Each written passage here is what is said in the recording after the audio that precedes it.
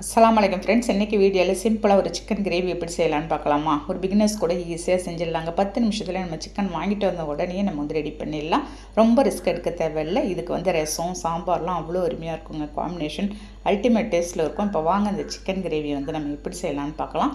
அதுக்கு வந்து இப்போ வந்து ஒரு 1/2 kg சிக்கனை ஒரு பவுலில் சேர்த்துருக்கேங்க. கழுவி எல்லாமே க்ளீன் பண்ணி எடுத்துகிட்டு வந்திருக்கேன்.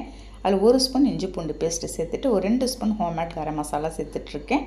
அதில் வந்து ஒரு 1/2 ஸ்பூன் சிக்கன் மசாலாவும் ஒரு 1/4 ஸ்பூன் அளவுக்கு ஜீரகத்தூள் சேர்த்துட்டு 1/4 ஸ்பூன் சிக்கன் மசாலா, ஒரு 1/4 ஸ்பூன் அளவுக்கு தனி மிளகாத்தூள், ஒரு 1/4 ஸ்பூன் மஞ்சத்தூள் சேர்த்துக்கலாம். ஒரு 1/2 ஸ்பூன் தூள் உப்பு சேர்த்துட்டு தயிர் ஒரு 2-3 ஸ்பூன் இருக்குங்க. நம்ம அதையும் சேர்த்துட்டு ஒரு 1/2 லெமன் நான் வந்து புழிஞ்சு ஊற்றிக்கிறேன். ஒரு 1/2 kgக்கு 1/2 லெமன் கரெக்டாக இருக்கும். ஒரு 2 வெங்காயம் நைஸாக அரிஞ்சு சேர்த்துட்டு ஒரு தக்காளி, பழமான தக்காளியாக சேர்த்துருக்கேங்க. மல்லி புதினா கொஞ்சமாக கட் பண்ணி நம்ம வந்து சேர்த்துக்கலாம். சேர்த்துட்டு எல்லாத்தையும் நல்லா ஒரு மிக்ஸ் கொடுத்து ஒரு 1/2 hour இல்லாட்டி 1 hour கூட நீங்கள் வந்து ரெஸ்ட் விட்டுருங்க.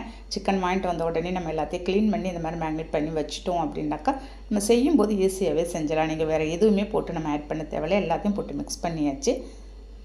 குயிக்காக ஈஸியாக அந்த சிக்கன் கிரேவியை வந்து நம்ம வந்து ரெடி பண்ணிடலாங்க. இந்த ஒரு மசாலாவும் திரும்பலாம் நம்ம அரைக்கணும்னு எதுவுமே தேவை கிடையாது. எல்லாமே நம்ம சேர்த்து வந்து மிக்ஸ் பண்ணி வச்சுருக்கோம். ஒரு கரெக்டாக நான் வந்து ஒரு 1/2 hourலேயே நான் வந்து எல்லாத்தையும் எடுத்துகிட்டேன். பாருங்கள், நல்லா அந்த மசாலா, உப்பு, காரம் எல்லாமே நமக்கு வந்து நல்லா அந்த கோடாகி வந்திருக்கும். பேனில் கொஞ்சம் கூடுதலாகவே நம்ம வந்து எண்ணெய் ஊற்றிக்க போகிறோம். ஏன்னா இதில் வந்து தண்ணியெலாம் நான் எதுவுமே ஊற்ற போகிறது கிடையாது. ரெடி பண்ணி வச்சுருந்த சிக்கனை எல்லாத்தையும் எடுத்து நம்ம அந்த எண்ணெயிலேயே அப்படியே வச்சிடலாங்க.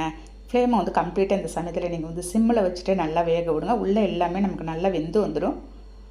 அந்த வெங்காயம் தக்காளியெல்லாம் வெந்து நல்ல சூப்பரான டேஸ்ட்டில் வருங்க. இந்த மாதிரி ஒரு டைம் நீங்கள் வந்து ட்ரை பண்ணி பாருங்கள். நல்லா மிக்ஸ் கொடுத்துட்டு நான் இப்போ வந்து ஒரு மூடி வச்சுட போகிறேன்.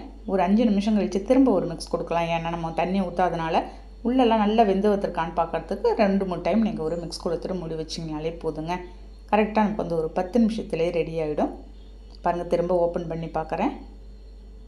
எண்ணெய்லாம் நல்லா மேலே தெளிஞ்சு வந்து நல்லா வெந்து வந்திருக்கும். இப்போ திரும்ப மிக்ஸ் கொடுத்துட்டு நான் அதை திரும்ப மூடி வச்சிடுறேங்க ஒரு 2 நிமிஷம். இதே மாதிரி ஒரு 2 டைம் நீங்கள் இந்த மாதிரி செஞ்சு பாருங்கள். தண்ணி கொஞ்சம் கூட ஆட் பண்ணாதான் அந்த சிக்கனில் இருக்க தண்ணியே நமக்கு வந்து விட்டு நல்லாவே வெந்து வந்துடும். இப்போ செகண்ட் டைமும் அதே மாதிரி நான் மிக்ஸ் பண்ணி பார்க்க போகிறேங்க. பாருங்கள், தண்ணி எல்லாமே அப்சர்வ் பண்ணி நல்லாவே வெந்து வந்திருக்கு. சூப்பராக இருக்குங்க. இதுக்கு வந்து ஒரு மிளகு ரசமும் நமக்கு வந்து சின்ன வெங்காயம் போட்ட சாம்பார்லாம் சொல்லவே தேவையில்லை, அருமையாக இருக்கும். இன்றைக்கி வந்து நான் வந்து ரசம் மட்டும்தாங்க செஞ்சுருக்கேன். இந்த ரசத்துக்கும் சிக்கனுக்கும் நீங்கள் எவ்வளோ சாப்பாடு இருந்தாலும் சாப்பிட்லாங்க. அவ்வளோ அருமையாக இருக்குங்க. அவ்வளோதான், சிக்கன் கிரேவி ரெடி ஆகிடுச்சு. 10 நிமிஷத்தில் குயிக்காக செய்யக்கூடிய ரெசிபி தாங்க இது.